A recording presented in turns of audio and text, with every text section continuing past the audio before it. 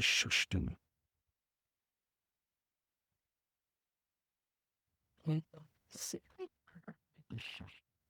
Hello, everyone.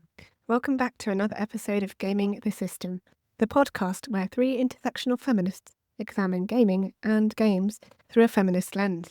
Today, I'm your host, Alex, and I'm joined by my friends Jem and Matt. Before we get started, if you want to support us, you can subscribe to our Patreon at patreon.com/gaming the system for some exclusive content. Or you can send us a one-off donation via PayPal to our email address, wearegamingthesystem@gmail.com. We are here to touch back on a subject we have tackled in the past. So, in a previous episode, we explored writing women in gaming and in games. And today, I'd like to explore the art of video game writing in a bit more depth. And we have a guest joining us on the pod. Hello, Chris. Would you like to introduce yourself today? Oh God, I absolutely can do. I'm really excited to the three of you today. So my name's Chris. I come at this from two angles really. The first one is that I am a giant nerd, have been for the longest time. I've played video games for as long as I can remember. And the other thing is that I have always written, and I've been a writer for the longest time. And I studied writing at University in Northampton an embarrassingly long time ago now. And it's something that I've always kept up. So I've written plays, poetry, novellas, and so super interested in writing and video games. And so this is basically the perfect episode for me. Awesome. We are very delighted to have you on the pod as well.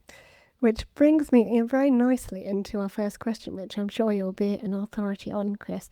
I want to know basically about writing for games and how different is that to other media, for example, television, film, plays, etc. So how does writing kind of shape up in comparison? Do you have any thoughts on that to kick off, and then we'll go around? So the super interesting thing for me, there's two things really that I would say is that it's non-linear.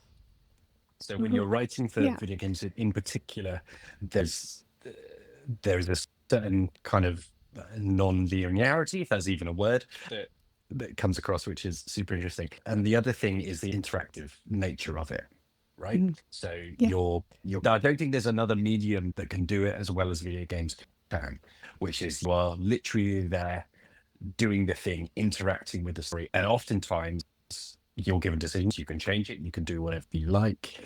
And you really are made to feel like those are my two things that I think are different about video game writing and in general to say writing for other media, that they're by their nature video games are non-linear, and also there's that kind of interactive nature of it. Definitely, yeah. We've talked a lot on the pod about the differences between film and TV and gaming, in that when you've got a film, obviously you're a passive observer of what's happening, whereas in a game you are controlling the narrative in a lot of ways. And that, I think, comes through really clearly in the writing, definitely. Did you have any other thoughts, Matt and Jem? Yeah, I want to preface the tone that I'm coming from in this, because I've had a bit of a stressful, irritating day, and I've got a lot of critical thoughts that I have about writing in games. But I also want to say that I am similar in that I have been writing creatively for my entire life as well.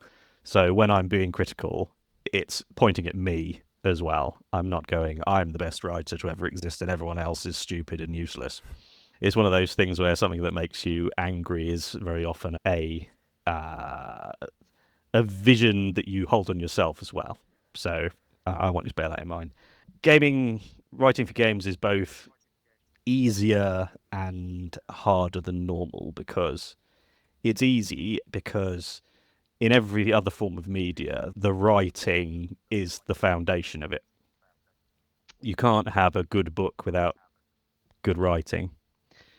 But with games, you can have a terribly, awfully, appallingly written game story from the writers, But if the gameplay is good enough, then people will ignore the writing and play and just enjoy playing the game. A good example of this is the Doom reboot.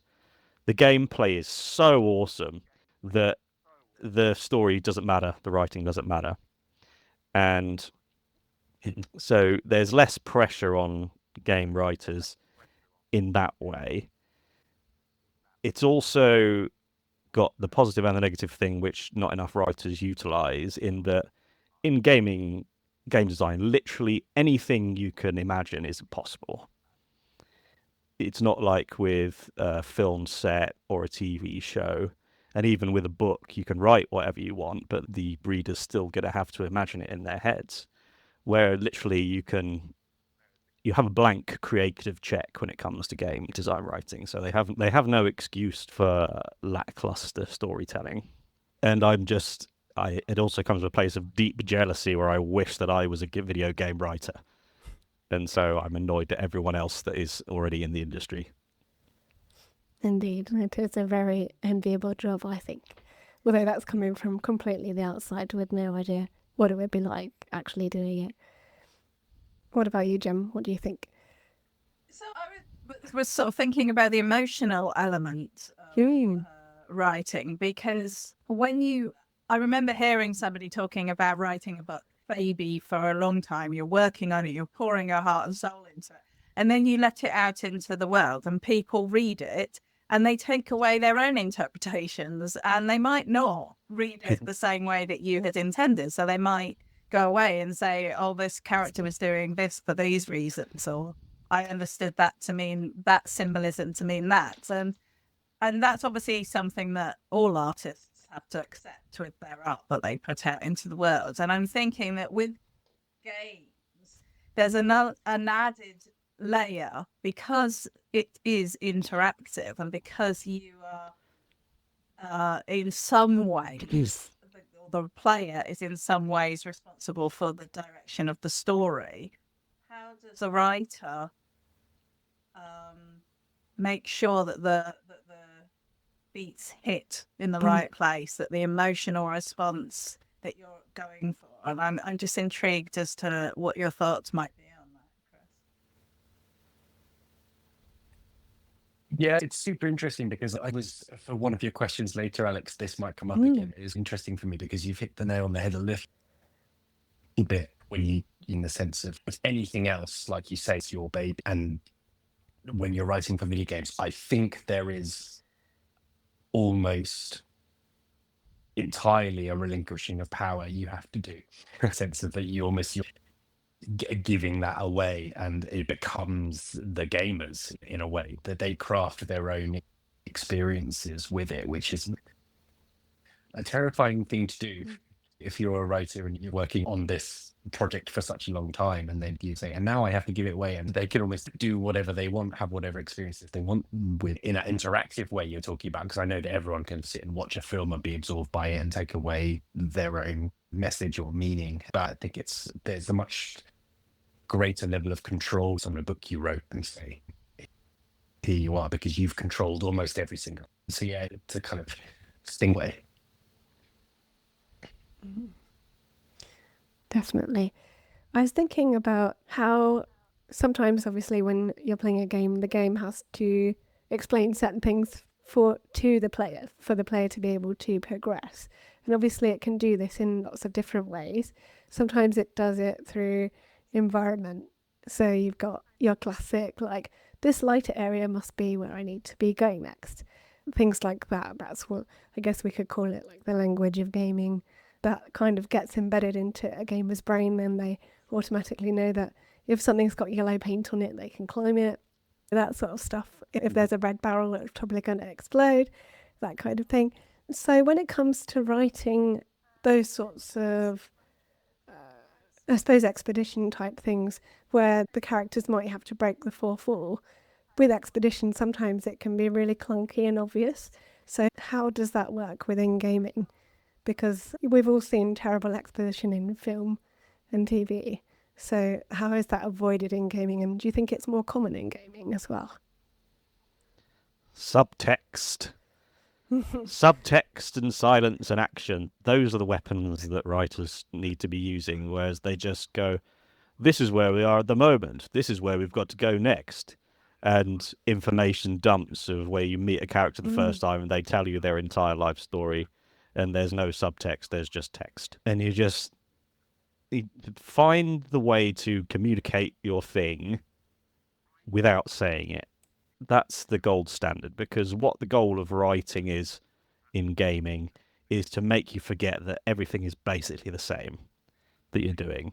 That every single game is broken down into, you've got the main quest, you've got the side quest, and you've got lore items, and you've got the functional things, which are like puzzle helper things. A particularly useful thing of recent years is when, say, like in The Last of Us or in God of War, you're fighting, and then once you've killed the last enemy, rather than you just looking around and seeing if you can find, is there any ones left, your companion goes, oh, thank goodness that's over.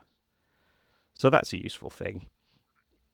But when the writing is done well enough, you forget that nothing's real and everything's different. And that's where the immersion comes in. That's what writing can either make or break a game's immersion. And yeah. Yeah, and it's good writing in this when you say show, don't tell. You apply that to any medium.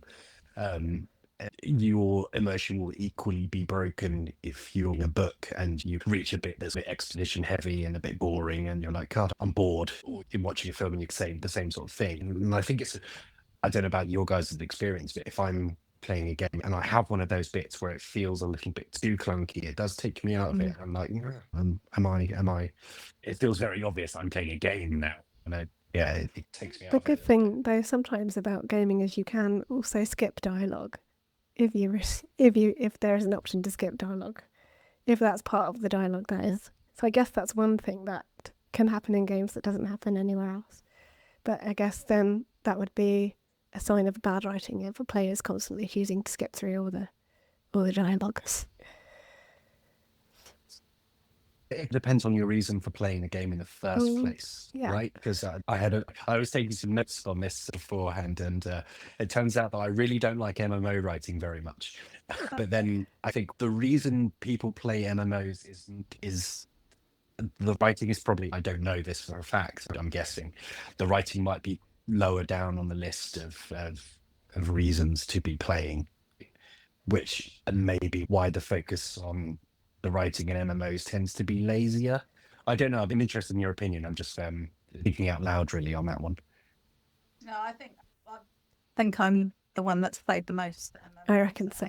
Of us, considerable time in World of Warcraft, and many others since. But yeah, I agree, because I think people play these games for the social aspect of them, and the combat actually is, and the grind and the gearing up.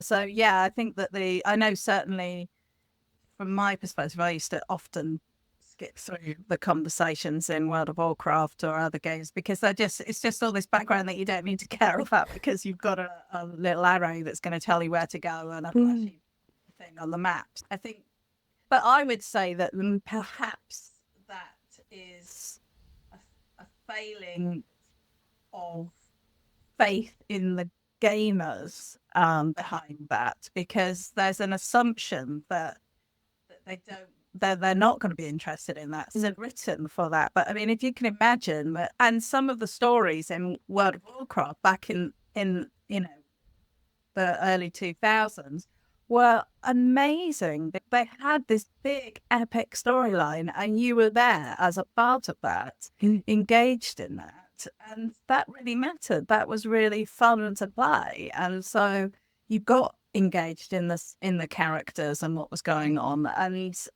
in the end, that was a reason to come back and a reason to sort of have that immersive experience. So I think it's a shame that these days it seems so second second thought, really. Yeah. I was thinking of examples trying to think of examples. The Exposition has been especially clunky in games I've played lately. And actually, I was playing Split Fiction, or starting to play it, and not got anywhere near finishing it. Really enjoying it. But some of the dialogue I felt was like really clumsy in the way that the characters were like really obviously spelling out. Maybe it's just me like reading too much into it. Because obviously like it's going to have maybe a broader player base, those types of games, because of the type of game it is. It's a co-op and it's couch co-op and it's marketed to be a bit more of a wide-ranging sort of game. But one of the characters was talking about how they were going to get out of being stuck in this simulation and that they had to find the glitches. And I think she said, I believe that if we destroy these glitches, we'll be able to get out. But it's the way that she said it as if she knew that was what they had to do with no prior idea of the thing that they were stuck in. But that was a universal truth that she just immediately knew from being stuck in there for 2 minutes. And it's, yes, obviously that's what we need to do to escape in the game, but how would the character know that? And it just felt like a really clumsy sort of, just a really clumsy handling of that particular plot point. And it took me out of it for a moment there. But do you have any other examples you can think of? There's probably plenty of games where that's happened and you're like, oh, that's a bit heavy-handed. Yeah, fucking. The biggest one recently that I actually played and that actually broke the game for me was Space Marine 2. But that was just a case of there wasn't much being said, but everything that was being said was just where we are, where we're going, what we need to do next. And you just get sick of it. You just get sick of bullshit where it's better off to just not speak. If they removed all of the dialogue, there are so many games where if you cut 90% of the dialogue, their game would be 100% better. And an example of that, like, less is more thing is, well, the best way to approach it, I was trying to think of ways to describe it, because sometimes less is more is the most impactful way to do things. But sometimes when you try and do less is more the wrong way, then you just end up with there not being very much. The perfect example of less is more is Elden Ring, because I played it years ago when it first came out on PS5 for about 100 hours and understood nothing about the world. Literally zero understanding of anything. But the game was beautiful and it was exciting. I loved playing it, so that got me through and didn't really care. There's practically no dialogue in the From Software games. And all the writing that there aren't any long pages of things. Literally, the story is told through the environment and items, and these items have 1 or 2 sentence descriptions. But when I came back to play it last year, entire YouTube channels have been set up to go through the lore of Elden Ring. Hundreds of hours of analysis that you go, holy shit, this was all there this entire time. And it's an infinite source of fascinating stuff if you want to look for it. If they'd been every 5 minutes you're going, oh yes, this is the place where this happened, and then that happened, and then this happened, and just stop talking. I find that so much. They can just shut up. Things would be better. I think Elden Ring is the perfect example of storytelling in video games. I don't think it gets much better than that. Mm-hmm. Have you finished it, Chris? I have, for my sins. Well done. I got partway through. I really enjoyed it. The part that I did play, but barely touched it. I think we barely scratched the surface. We didn't make it out of the... I beat... Not Margaret. Yeah, Margaret the Fell. Yeah. Beat Margaret with lots of help and was really proud of that. And then I was like, I've done it now. That's enough for me. I haven't played Shadow of the Erdtree. That's on my list to get and to play. And have you played that, Matt? Yes, I have. For my sins, I've used basically an invincibility mod because I couldn't do it. I couldn't beat. There are some bits in it where it's like, in a normal game, even with a From Software game, like the difficulty level as you go through, so it'll ratchet up by about maybe 5-10%, a bit more with From Software games. But so each step is attainable when you first arrive to it. But with Shadow of the Erdtree, it really felt like they just went, we'll go up 300% for this boss, and we'll design it so even if it was 5% harder, it would still be impossible. And I just wanted to go through this world that I actually understood what the fuck was going on now. And so that's my confession. Another example of this I have, it's not quite as elegant as Elden Ring, but is The Witcher 3. Because from the second that you start playing that game, you are immersed in the time, the place, in what is happening, in the people, and it doesn't tell you anything. I think that from memory, I think there is a little bit of narration at the beginning where it does kind of an overture. Yeah, but like after that, the world that you're taken into, you learn everything about the kind of political situation, about the war that's happening, about the various bits and pieces through everyone else's eyes and their reactions to the witches around them. And that's a good example of something that you can find things on the ground and pick them up and read them, and they will add flavor to your world and flesh it out. But the main things you need to know are very skillfully told to you through conversation and dialogue and showing you the things. There definitely has to be a far greater, what's the word, removing of your writer's ego from the work that they're doing, because like with skipping dialogue and choosing not to read lore items, most writers will have to know that most of their stuff isn't going to be read, and that is a heartbreakingly core thing to accept about writing, is that for 99% of people, hardly anyone's ever going to read any of their work. But with gaming, a gaming writer is successful in that they have a salaried position to write, to create things. But you have to know that, like with The Witcher, if you go, I don't care about any of the writing, I just want to go and kill monsters. You go, oh yeah, that's fine. No one's going to read any of my writing. But then when you're actually engaged, you go, oh, I actually want to go, and I've had my bath, and before I go to meet the Emperor, I want to chat for half an hour with this random guy by a map table who'll explain literally everything that's ever happened on the continent. And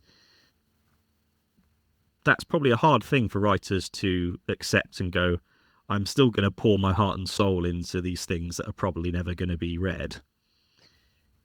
And I think most writers unfortunately go, oh, I'm secondary to the gameplay, so I'll just tick the boxes of going, right, quest dialogue, side quest, exposition. Unfortunately. Yeah, and you can. Sorry. Do you think that's the writers, or do you think that's the game designers and the producers then? I mean, who's making those choices about the value of the writing? I think I place all of the blame at the foot of the writers, because the executives don't care about writing. They're looking past the game, out the money. And the worst thing that an executive might force down on people is neutral voice. when you go, right, don't take any positions on anything, just make it neutral and just words. They just want words so that they can put those into the word count and then have it be like that. But even if you get told like that, don't write about anything in a particular way, but that's very hard to enforce on people. They have to set their own personal standards of, there's good ways to write about boring stuff. And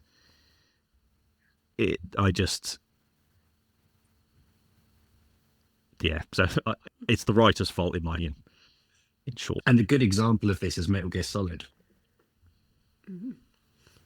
Because in my opinion, which I don't think is a rare opinion to have, the kind of overly verbose, slightly egocentric writing behind it is because the writers have too much power in producing the thing, right? Which I think is what Matt is getting at a little bit, is that the one person's vision, they have written this, they've almost auteured this, and the game is almost secondary to what you're being kind of experienced to.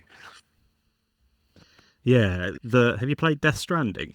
I've seen Death Stranding, I haven't played it, but I know of it enough to understand probably what you're about to say. Yeah, so that's made by Hideo Kojima, the guy who's responsible for the Metal Gear Solid franchise, and he is an auteur. Him and Hidetaka Miyazaki, the guy behind the From Software games, I think of them as two sides of the same coin, because they both single-handedly create these universes, apart from Hidetaka Miyazaki getting George R.R. Martin involved, which that's the most visionary thing I can imagine. And then have this universe just sat there going, oh, you could just ride past it if you're not interested, but still having all that. Anyway, I digress. I forgot my point. Sorry. The example of Hideo Kojima doing all the writing, when a writer's in charge, then it's very easy for it to get all wanky and egotistical, and people not being able to look at their own work with the seriously ruthless critical eye that is needed with artists. But then there's also the thing that I think Hideo Kojima has lent into with particularly Death Stranding and Metal Gear Solid 5, is having the way the character looks and the way the character moves be so charismatic and entertaining that they don't need to be speaking all the time. Because you've got Keith Sutherland playing Solid Snake, and you've got Norman Reedus playing Sam in Death Stranding. And for 99% of the time, they're not speaking. It feels like it's just really cool and they're just being really stoic and laconic. But it just means that they don't need to be speaking. And those are the extreme thing. But then my gripe is with the writers that aren't in charge of the project. They're in the middle level of it. And they don't have the pressure on them that writers who are in charge have. And I think too many of them sit back on their laurels and don't put the work in. That's my reflecting on it.